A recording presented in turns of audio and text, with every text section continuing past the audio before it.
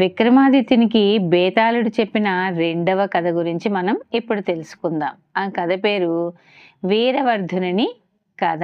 పట్టువదలని విక్రమార్కుడు మరల మోదుగు చెట్టునెక్కి బేతాళుడిని తాళ్లతో కట్టి భుజాన వేసుకుని మౌనంగా నడవసాగాడు. అప్పుడు శవంలోంచి బేతాళుడు, విక్రమార్క మహారాజా, నీకు మార్గాయాసం తెలియకుండా ఒక కథ చెబుతాను విను అంటూ ఇలా ప్రారంభించాడు. సర్వతోభద్రమనే నగరానికి రాజు సుగ్రీవుడు. అతనెంతో న్యాయంగా పరిపాలన సాగించేవాడు. ఒకనాడు శౌర్య, ధైర్య, పరాక్రమవంతుడైన క్షత్రియ కుమారుడు వచ్చి తన సాహస సామర్థ్యాలతో రాజును మెప్పించి నెలకి 1000 వరహాల జీతం ఇచ్చేటట్లుగా అంగీకరింపచేసి కొలువులో కుదిరాడు. అతనంటే రాజుకి చాలా ఇష్టం. అలా కొన్నాళ్ళు గడిచిపోయాయి. ఒక రోజున ఉన్నట్టుండి ఆకాశంలోని మేఘాలు కమ్ముకొని గాలి వీచి భోరున వర్షం కురవసాగింది.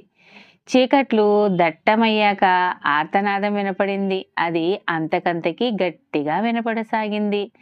ఆ ఆక్రందన ఎక్కడి నుంచో ఎందుకో తెలియక రాజు మంత్రిని పిలిపించాడు. మంత్రి, వర్షం కురుస్తోంది, ప్రపంచమంతా గాఢాంధకారమై ఉంది. ఇలాంటప్పుడు ఎక్కడి నుంచో దీనంగా ఆక్రందన వినపడుతుంది. ఇలాంటి భయంకర నిశీదిలో పోయి ఆ వృత్తాంతం తెలుసుకురాగల సమర్థుడైనటువంటి ధైర్యశాలి ఎవరైనా ఉంటే చెప్పు అని అన్నాడు.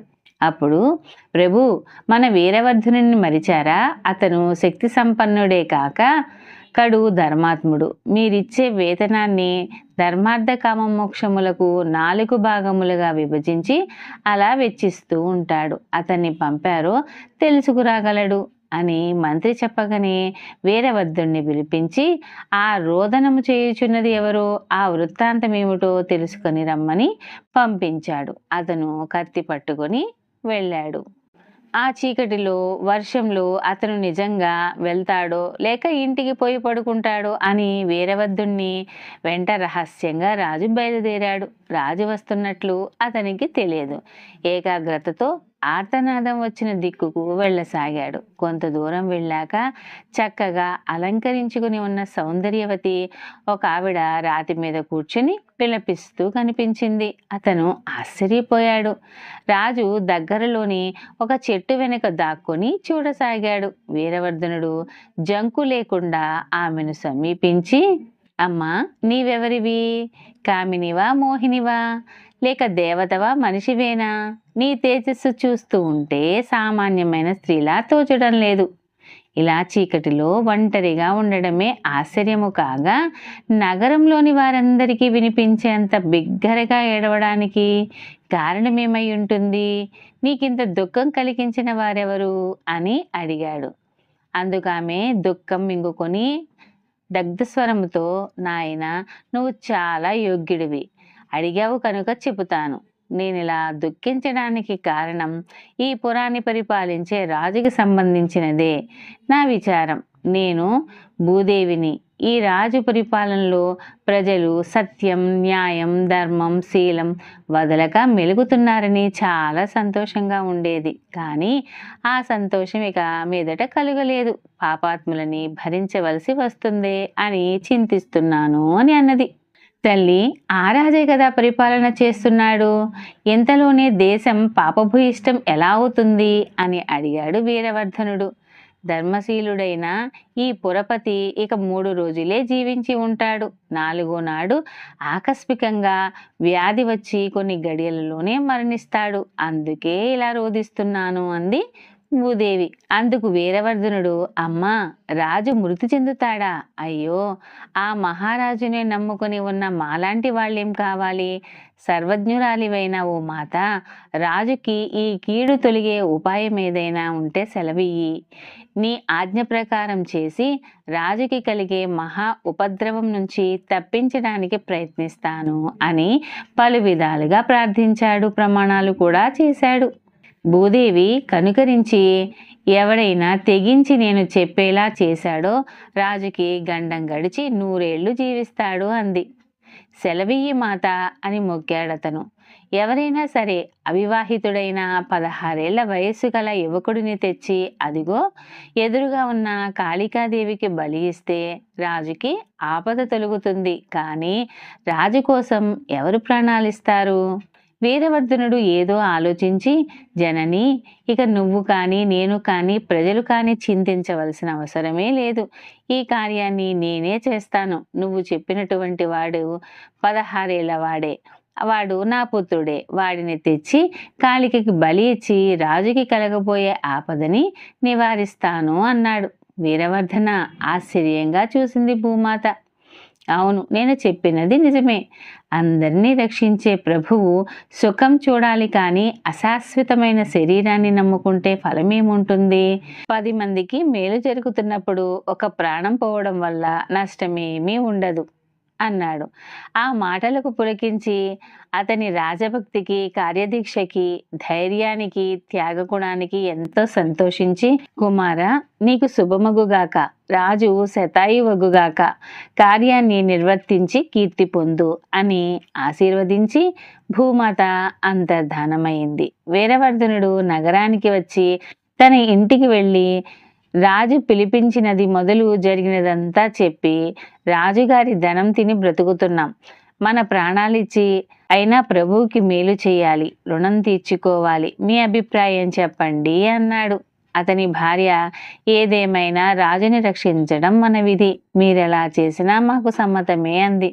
కుమారుడు, తండ్రి, నేను భయపడతాననుకుంటున్నారేమో, నా మరణం గొప్పది కాదు, రాజుగారి జీవించి ఉంటే చాలు, పదండి, నన్ను తీసుకుని వెళ్ళి మీ ఉద్దేశ ప్రకారమే చెయ్యండి అన్నాడు. రాజువారి మాటలన్నీ విన్నాడు. వీరవర్ధనుని కొడుకుని వెంట పెట్టుకుని ఆలయానికి వెళ్ళి అతనిని కాళిక ముందు నిలబెట్టి, ఓ తల్లి, వీడే నా కుమారుడు, వీడిని నీకు బలిగా ఇస్తున్నాను, రాజుకు ఏ కీడు రాకుండా రక్షించు అని మొక్కి చేతిలోని కత్తితో వాడి కంఠాన్ని నరికి రాజుకి విపత్తు తొలగిందని ఆనందంతో ఇంటికి వెళ్ళాడు. తన ఏకైక పుత్రుడు చనిపోయాడన్న దుఃఖంతో గుండె పగిలి భార్య మరణించి ఉంది. భార్యాపుత్రులిద్దరూ మరణించడంతో విరక్తి చెంది బ్రతికుండి నేనెవరిని ఉద్ధరించాలి, నా శరీరాన్ని కూడా కాళికకే అర్పించుకుంటాను అని భావించి వెళ్ళి కాళిక ముందు తనని తాను కత్తితో కంఠం ఖండించుకుని నేల కూలాడు. అంతా చూస్తున్న రాజు వీరవర్ధనుడి దృఢ సంకల్పం, అతని భార్యాపుత్రుల భక్తి, ధైర్యాలకి ఆశ్చర్యపోయి, నా మూలాన కదా ఈ ముగ్గురు ప్రాణాలు వదిలారు, ఇంతటి రాజభక్తి పరాయణుడు మరణించాక వీరి మరణానికి కారణమైన నేను జీవించి ఉండడం పాపం, నేను కూడా ఈ కాళికాదేవికే బలి అవుతాను అనుకుని కత్తిని చేతిలోనికి తీసుకొని కంఠం ఖండించేందుకు కత్తి ఎత్తగా కాళికాదేవి ప్రత్యక్షమై అతని చెయ్య పట్టుకొని ఆపి, రాజా, సాహసింపకు, నీ న్యాయబుద్ధికి చాలా సంతోషించాను, వరం కోరుకో అంది. జనని, ఈ వీరవర్ధనుని భార్యాపుత్ర సమేతంగా బ్రతికించు అని కోరాడు రాజు. నీకు మరణం సంభవిస్తుందని తెలిసినా వీరిని బ్రతికించమంటున్నావు, నీ గతి ఏం కావాలి అని అడిగింది కాళి. తల్లి, వీరు నా ప్రాణం రక్షించడానికి తమ ప్రాణాలను కోల్పోయిన పుణ్యజీవులు. ఇలాంటి ప్రభుభక్తి పరాయణులు, పరమయోగ్యులు మరణాలు చూశాక నేను జీవించి ఏమాత్ర ప్రయోజనం లేదు, నా ప్రాణాలు పోతే పోవుగాక, ఈ ఉత్తములు మరణించకూడదనే అలా కోరాను అని అన్నాడు. ఆదిశక్తి అతని ధర్మగుణానికి సంతోషించి, రాజా, నువ్వు చాలా యోగ్యుడివి కనుక నీకు దీర్ఘాయుషువుని ఇస్తున్నాను, వెళ్ళు, వీరవర్ధనుడు భార్యాపుత్రులతో బతికి వస్తాడు అని చెప్పి కాళిక మాయమైపోయింది. రాజు ఇంటికి పోయి జరిగినదంతా తలుచుకుంటూ ఆ రాత్రి గడిపాడు. వీరవర్ధనుడు మరనాడు ఉదయం రాజదర్శనానికి వచ్చి ఏమీ ఎరుగని వాడిలాగా మొక్కి నిలుచునేసరికి రాజు వికసించిన ముఖంతో, వీరవర్ధన, నిన్న రాత్రి ఆర్తనాదం వెనుక వృత్తాంతం తెలుసుకున్నావా, ఏమిటది అని అడిగాడు. దేవా, పోయి 4 వైపులా చూశాను, కానీ ఎవ్వరూ కనపడలేదు, ఆ ఆర్తనాదం ఎలా వచ్చిందో తెలియలేదు అనేశాడతను. అప్పుడు రాజు అక్కడున్న వారికి రాత్రి జరిగినదంతా చెప్పి తన పట్ల వీరవర్ధనుడుకున్న భక్తిని, అతని భార్యాపుత్రుడి స్థిర సంకల్పాన్ని, త్యాగాన్ని ఎంతగానో మెచ్చుకొని అతన్ని ప్రధానమంత్రిగా నియమించి సుఖంగా రాజ్యాన్ని ఏలసాగాడు. విక్రమార్క మహారాజా, ఆ నలుగురిలోనూ ఎవరు చేసిన పని గొప్పదో ఆలోచించి చెప్పు అని అడిగాడు బేతాళుడు. అప్పుడు విక్రమార్కుడు, బేతాళుడా, వీరవర్ధనుడు రాజసేవకుడు కనుక రాజు కోసం ఏం చేసినా అతని విధే అవుతుంది. భార్య పతిభక్తి కొద్దీ అతనికి ఎదురు మాట్లాడలేదు, అది సామాన్యమే. కుమారుడు తండ్రి పట్ల విధేయత, రాజు పట్ల విధి నిర్వర్తించాడు, అది అసాధారణం కాదు. వీళ్ళు చేసినవి గొప్ప పనులే అయినా వాళ్ళ మరణాలను చూసి తనకేమని పోకుండా వారి కోసం చనిపోవడానికి సిద్ధమైన రాజు చేసినదే మరింత గొప్ప పని అని, ఇది ప్రశంసింపదగినది అని అన్నాడు. విక్రమార్కుడు ఈ విధంగా మౌనభంగం కాగానే బేతాళుడు కట్లను విడిపించుకొని రివ్వున ఎగిరిపోయి మోదుగు చెట్టు కొమ్మపై తల క్రిందులుగా వేలాడసాగాడు. విక్రమార్కుడు మళ్ళీ అతని కోసం బయలుదేరాడు. ఇది బేతాళుడు విక్రమార్కుడికి చెప్పినటువంటి రెండవ కథ. ఈ కథ మీ అందరికీ నచ్చినట్లయితే మీ అభిప్రాయాన్ని కామెంట్స్ రూపంలో తెలియచేయండి. మరిన్ని కథల కోసం ST టీచింగ్స్ని సబ్స్క్రైబ్ చేసుకోండి. Thank you.